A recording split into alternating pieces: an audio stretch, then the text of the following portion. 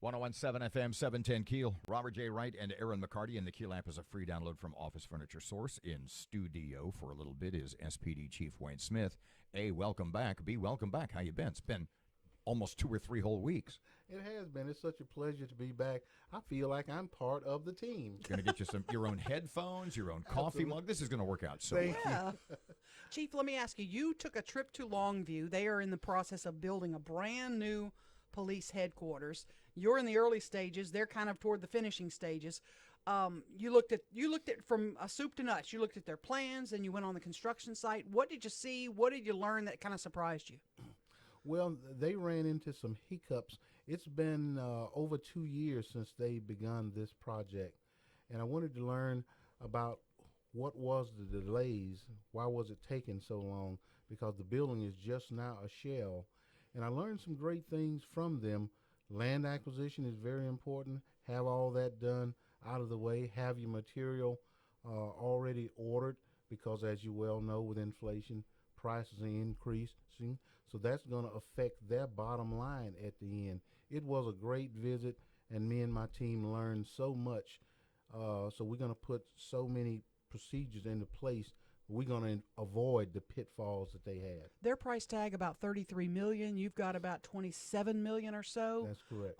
Going to build a similar structure. Right. Did you see some new innovative things they put in their building that you now think, I want that in ours?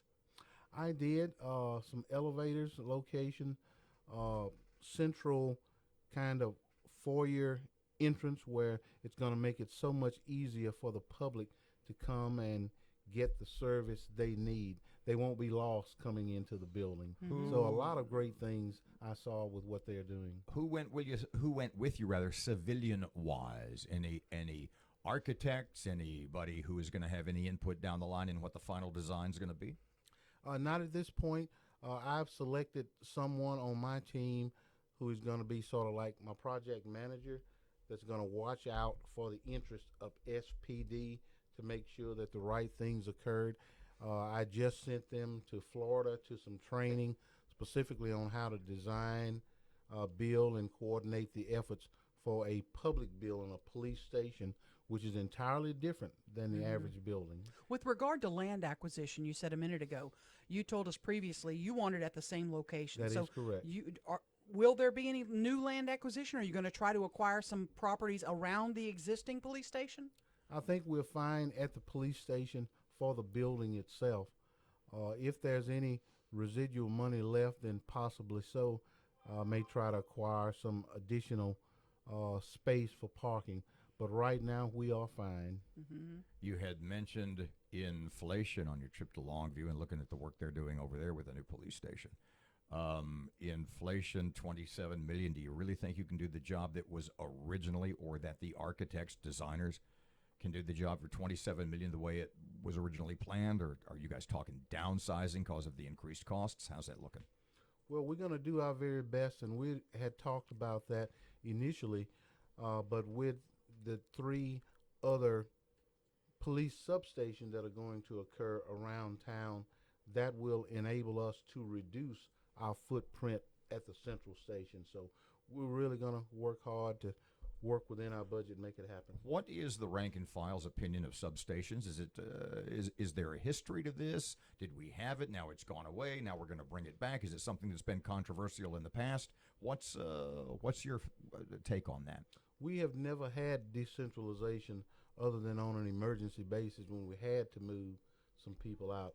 But I did my research some years ago on substations, and the rank and file loves it. The public loves it. It will decentralize. It will increase response time, increase visibility in the neighborhoods. It will put the people that's working out closer to the areas where they work, and it'll create additional safety zones. Right now, the existing police station is the safety zone where you can come and exchange children, if that is the case. If you purchase something from someone on eBay or whatever the case may be, you can come there, and that is a safe area. You can make the exchange. Instead of 1, now we'll have 4 around town. So a lot of positive results is going to come from it. One more on the police station, then I hope we can keep you over and we'll talk about police staffing, et cetera. But on the police station, what is your goal, best case scenario for when a new police station will be finished, and then worst case scenario for, if you're anticipating delays, the last date you would hope it would be open?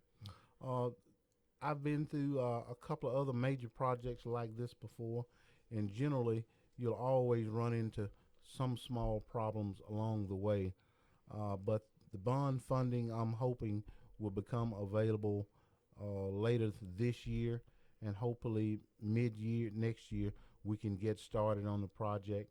And it's probably a 2 to 3 year construction project, because at our current location we have to do demolition.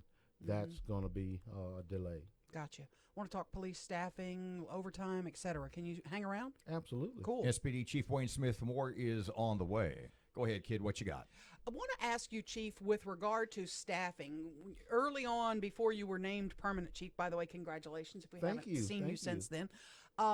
You were requiring officers to work, I think it was a 4-hour shift That is correct. outside of have you changed that? Are they doing more hours? Are they doing more overtime now? What is your plan and to address crime fighting? I know more officers on the streets, what everybody's screaming for. Right. We have really boosted our recruiting efforts. They are reaching out a lot further and wider than they were before. And we are still in the mode where all boots are on the street. As of Monday, I believe we had recorded some 6,229 additional hours over the past, since I implemented this, of additional hours that's been put out patrolling by people who work outside of patrol. But we are continuing that process, and we're going to continue it until we get the staffing levels up where we don't have to. Is it more than 4 hours now, or is it still at 4 hours required? 4 hours is a very minimum. You Okay. can do as much as your regular job will allow, but 4 hour minimum.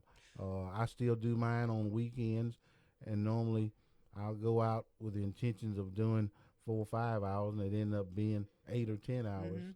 The sheriff recently dropped his recruiting age limit from 21 to 18. What's in place for Shreveport for SPD? What is your age requirement for new officers? The law, our local civil service law, requires that someone be 21 before we can hire them as a police officer. But we have been working on a plan for quite some time now, and I'm about ready to present that to the mayor to allow us to hire someone at 20, and some of the formal training would take place between 20 and 21 until they are of age that they can enter the academy. So that is in the process. How could the sheriff do it and you can't? Would it need to be legislation passed for you to drop the age to 18? Well, we are governed by state law and our local civil service board, Okay. and we have to be in compliance with both, where the sheriff doesn't. I got you. Okay. But, statistics show that a person's brain starts to mature at its best 21, 25 to 30, somewhere in that range. So I don't feel comfortable in putting someone on the street to make major decisions until I feel that they've matured and ready to do so. How short are you as we sit here today? 114. You made a little headway then. That's correct. And is that direct result of the pay raise? Yes, ma'am, it helps. Immediately, the additional benefits increased our interest from people wanting to laterally transfer, which means already post-certified officers coming from other agencies were interested in SPD, and also increased the interest from those who are not into law enforcement. So yes, it did help.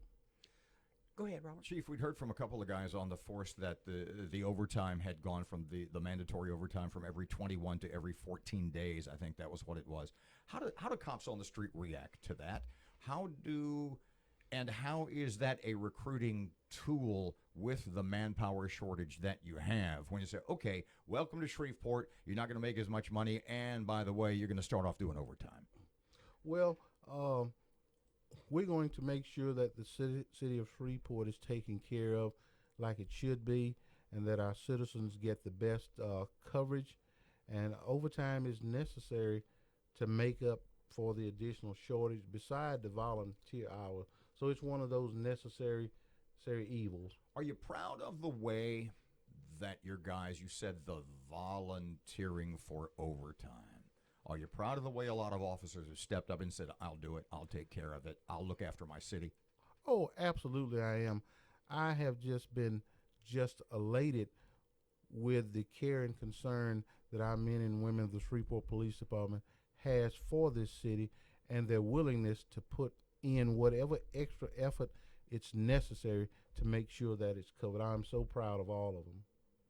Chief, the recruits you're getting, are you getting them from other smaller communities? Or are you getting them from out of state? What are you seeing? Who are you attracting the most, I guess, to the police force? We're attracting more first-timers into the law enforcement profession than outsiders, but we're getting people from other smaller agencies who really now see the benefits of becoming a part of the greatest police department in the country. You've heard this criticism for years. You've been there for 40 years. I'm not gonna give away your age. A long time. That's 62. I'm proud of it. All right, cool. Halfway to 124. So that bring that up. You have heard the complaints year after year after year that SPD is too top heavy. We have too many guys at desks, and that is one of our problems. What have you done to address that, and are we changing that? Are you changing that seesaw? That could very well happen in due time. Certainly is something that I've thought about, but for now, no matter where you are, all hands are on deck. Whether your badge is gold or whether it's silver, you're spending time working in the community.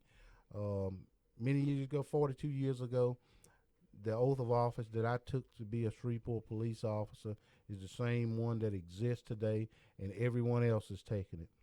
Are you seeing a good response with regard to crime numbers declining or not? I know we are still on a record pace for homicides, but are you seeing some results in the other crime numbers? I am. Crime in all the major categories, we're seeing reductions.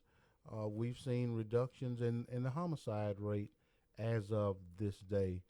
And I'm proud of what we're seeing, but we're working hard to do better. And the partnerships, the collaboration with the other acronym partners is really, really helping. Chief Wayne Smith. Will Smith, Chris Rock. Who you with? I'm with Shreveport.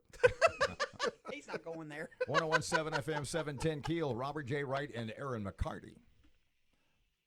Chris had a taser, it'd be a different story. Now, News is next. Here's Urban Traffic Time.